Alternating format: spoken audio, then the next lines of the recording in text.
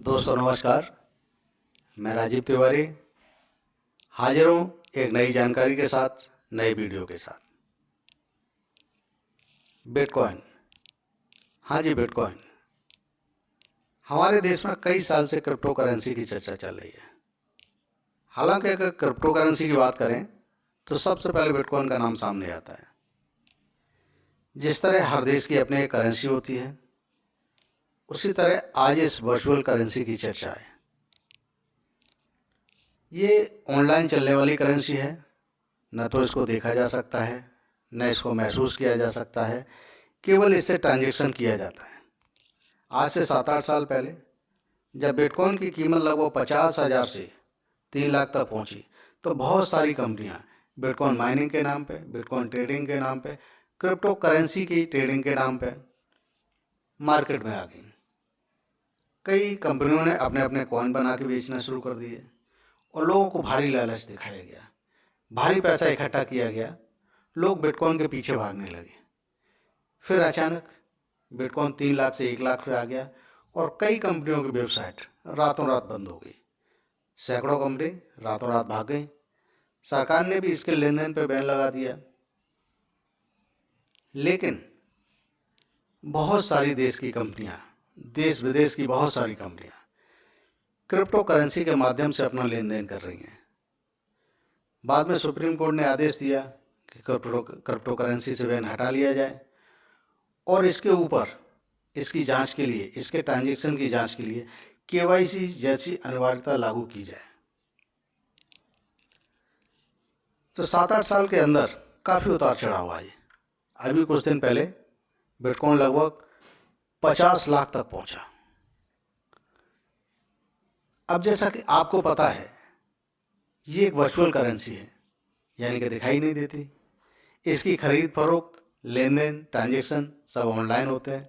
इसका फ़ायदा ये है कि इसकी कोई क्रेडिट लिमिट नहीं है। हालांकि ये बहुत से देशों में बैन भी है।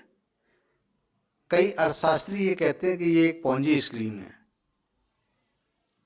ये चलाता कौन है, इसका मालिक कौन है, इसका स्वामित्व किसका है, इस पर नियंत्रण किसका है, कुछ भी पता नहीं। कहाँ से चलती है ये किसी को पता नहीं। इसको बैन करने के पीछे एक बहुत बड़ा कारण था और वो कारण यही था कि किसी व्यक्ति का इस पर नियंत्रण नहीं था। इसके अलावा बिटकॉइन का रिकॉर्ड रखने के लिए, जी हाँ, इसका रिकॉर्ड रखने के लिए ब्लॉकचेन ऐप होता है। अगर आप आईडी पासवर्ड भूल गए या आपकी फाइल गायब हो गई तो सारा का सारा पैसा डूब जाता है। भारत में लाखों लोगों के पैसे डूब चुके हैं, फिर भी लोग लालच का शिकार होते हैं। भारत में लूटमार गैंग और फ्रॉड कंपनियां बिटकॉइन माइनिंग के नाम पे, बिटकॉइन ट्रेडिंग के नाम पे या खुद के कॉइन बना के, इस तरह के कॉइन बना के लोगों को ठगते चले जा रहे हैं और लालची लोग इनका शिकार होते चले जा रहे हैं।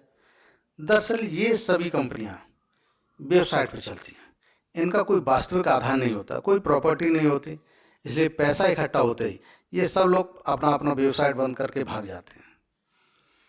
लोग बिटकॉइन का नाम लेते हैं, लेकिन दरअसल ये इनकी खुद की पोंजी स्कीम होती हैं, फ्रॉड कंपनियां होती हैं, फ्रॉड प्लान होते हैं, फ्रॉड स्कीम होती हैं।